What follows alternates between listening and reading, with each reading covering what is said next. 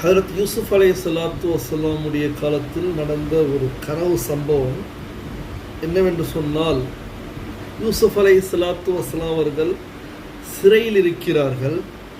அந்த சமயம் அந்த நாட்டு அரசன் ஒரு கனவு காணுகின்றான். அந்த கனவை பற்றி அல்லாஹு தஆலா குர்ஆன் ஷரீஃபில் சூரத்துல் யூசுப் என்ற அத்தியாயத்தில் 43வது வசனத்தில் தெளிவாக அறிவிக்கின்றார்.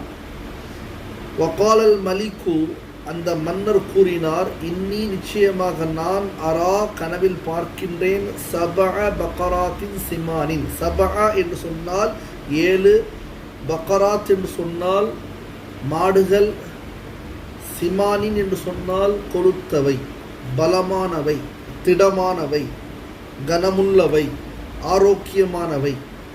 யஅகுலுஹுன்ன சபஉன் இஜாஃபுன்.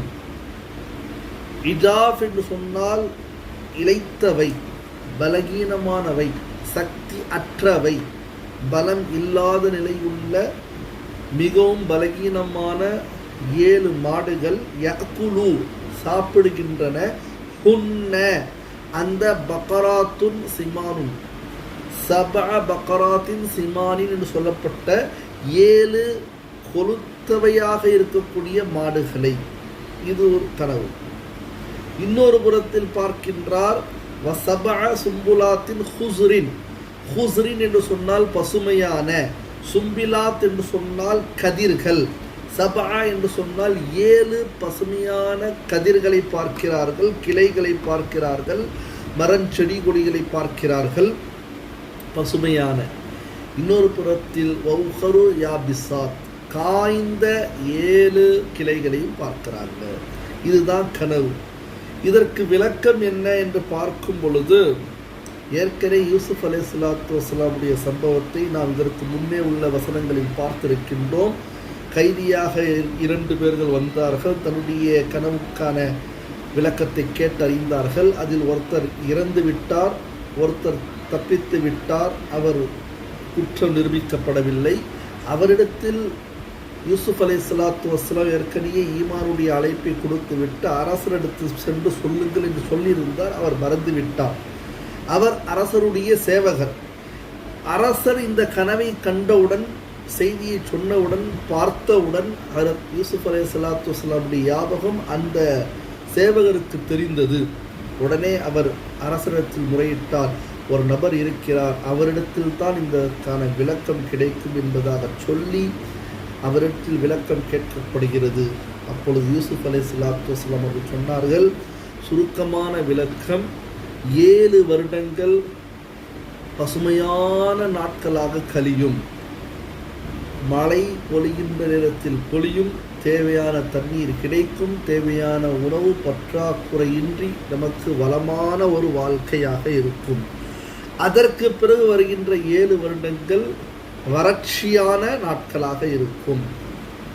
அதை சமாளிக்க வேண்டும் என்று சொன்னால் இந்த பசுமையான நாட்களில் அதற்கான தயாரிப்பும் நாம் செய்ய வேண்டும் என்பதாக இந்த கனவிற்கான விளக்கத்தை ஹஜ்ரத் யூசுப் அலைஹிஸ்ஸலாத்து வஸ்ஸலாம் அவர்கள் கூறினார்கள்.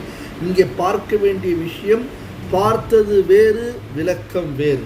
இதே போன்று கனவுகளில் சில சமயங்களில் எதை பார்க்கின்றோமோ அதே நடக்கும்.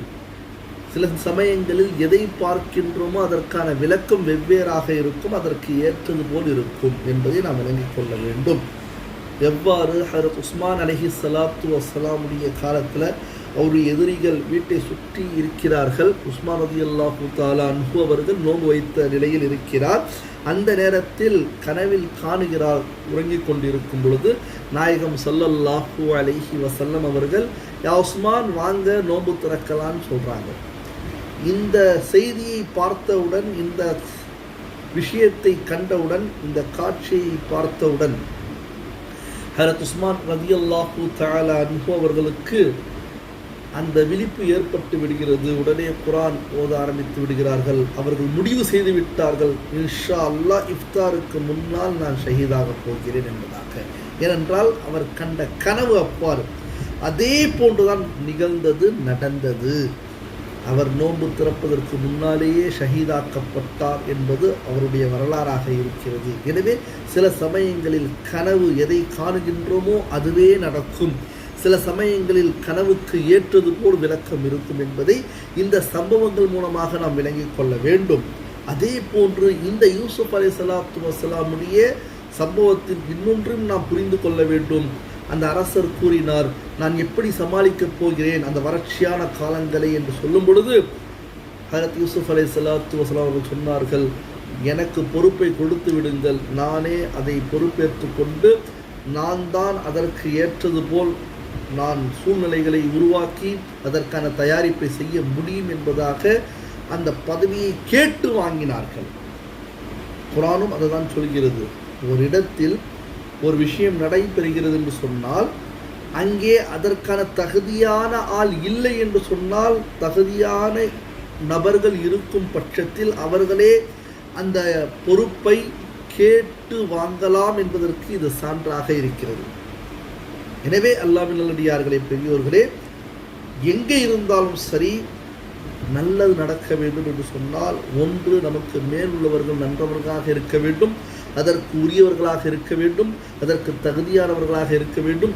ஒருவேளை இல்லை என்று சொன்னால் நாம் அதற்கு தகுதியானவராக இருக்கின்றோம் என்று அல்லாஹ் நமக்கு அந்த தகுதியை கொடுத்திருந்தால் நிச்சயமாக தாராளமாக நாமே முன்வந்து அந்த பொறுப்பை ஏற்று அந்த விஷயத்தை முடித்து வைப்பதுதான், முறைப்படி செய்வதுதான் நமக்கு உண்மையான ஒரு முஃமினுக்கு அடையாளம் என்பதற்கு இந்த யூசுப் அலைஹிஸ்ஸலாத்து வஸ்ஸலாமுடைய சம்பவம் நமக்கு எடுத்துக்காட்டாக இருக்கிறது. எனவே அல்லாஹ் தஆலா நம் அனைவருக்கும் நம்மால் முடிந்த நல்லதை செய்து தவறுகளை தடுத்து நாமும் பிழைகளை செய்யாமல் குறைகளை செய்யாமல் அல்லாஹ்வோடு இணங்கக்கூடிய நெருங்கக்கூடிய எல்லா அமல்களையும் தேடி தேடி செய்யக்கூடிய தௌஃபீக்கை அல்லாஹ் தந்துருவானாக. ஆமீன். வாஹிரு அல்ஹம்துலில்லாஹி ரப்பில் ஆலமீன். அல்லாஹ்வின் நல்லடியார்களே, பெரியோர்களே, குர்ஆனையும் ஹதீஸையும் இலகுவாக விளங்குவதற்கு நாம் ஆன்லைன் கோர்ஸின் மூலமாக அரபியை கற்றுக் கொடுத்து கொண்டிருக்கின்றோம். அரபி மொழியை நாம் சொல்லிக் கொண்டு இருக்கின்றோம், நாம் தாலீம் செய்து கொண்டிருக்கின்றோம், கற்பித்து கொண்டிருக்கின்றோம். மதரசையே சனல் குர்ஆன் ஆன்லைன் கோர்ஸ், அது உருது மொழியிலும் நாம் சொல்லிக் கொடுக்கின்றோம், தமிழிலும் சொல்லிக் கொடுக்கின்றோம். எனவே இதில் வயது வரம்பு இல்லை, எல்லா ஆடியோவாகத்தான் வரும். எனவே ஆண்கள் பெண்கள் இரு சாரார்கள் வயது எந்த வயதாக இருந்தாலும் சரி, குறைஞ்சபட்சம் 10 வயதிற்கு மேற்பட்ட அந்த குழந்தையாக இருக்க வேண்டும் அல்லது பெரியோர்களாக இருக்க வேண்டும். ஹிஜாபுடன், பெண்களாக இருந்தால் ஹிஜாபுடன், மார்க்கத்தை உடைக்காமல், மார்க்கத்துடைய சட்டங்களை எதுவும் தவறு குறைபடி செய்யாமல் சரியாக நல்ல முறையில் நம்ம தாலீம் கொடுத்துருக்கோம். யார் விரும்புகிறீங்களோ இன்ஷா அல்லாஹ் நம்மளை தொடர்பு கொள்ளுங்கள். கண்டிப்பாக நாம் சேவை செய்ய காத்திருக்கின்றோம். ஏனென்றால் குர்ஆன் ஹதீஸ் என்பது கடலை போன்ற இல்மை அல்லாஹ் வைத்திருக்கின்றான். கடலுடைய வற்றா தண்ணீரை போன்று அவ்வளோ இல்ம்களை வச்சிருக்கான். நம்ம ஏதோ தொழுகிறோம், நோன்பு வைக்கிறோம், ஜக்காத்து கொடுக்குறோம், ஹஜ் செய்கிறோம், உம்ரா செய்கிறோம், நிக்கால போகிறோம், ஜனாதால கலந்துக்கிறோம். இது மட்டும் மார்க்கம் அல்ல என்பதை விளங்கி கொண்டு யாருக்கு ஆர்வம் இருக்கிறதோ தன்னுடைய வீட்டில் இருந்துக்கிட்டே ஓதலாம். ஆன்லைனில் ஆடியோவாக எல்லா விதமான ஹிஜாபுடன் எத்தனையோ ஆண்களும் பெண்களும் இடத்தில் படித்து கொண்டிருக்கிறார்கள். எனவே யாருக்கு ஆசையோ, குர்ஆனை தெரிந்து கொள்ள ஆசைப்படுகின்றவர்கள், ஹதீஸை தெரிந்து கொள்ள விரும்பக்கூடியவர்கள் நம்மை தொடர்பு கொள்ளவும். ஹாஃபிஸ் மௌலவி முஹம்மது ஹாஜா ரஹ்மத்துல்லா ஹுசாமி, இமாம், தலைமை இமாம், மஸ்ஜித் இலாஹி திருவான்மூர், சென்னை. அஸ்ஸலாமு அலைக்கும் வரஹ்மத்துல்லாஹி வபரகாத்துஹு.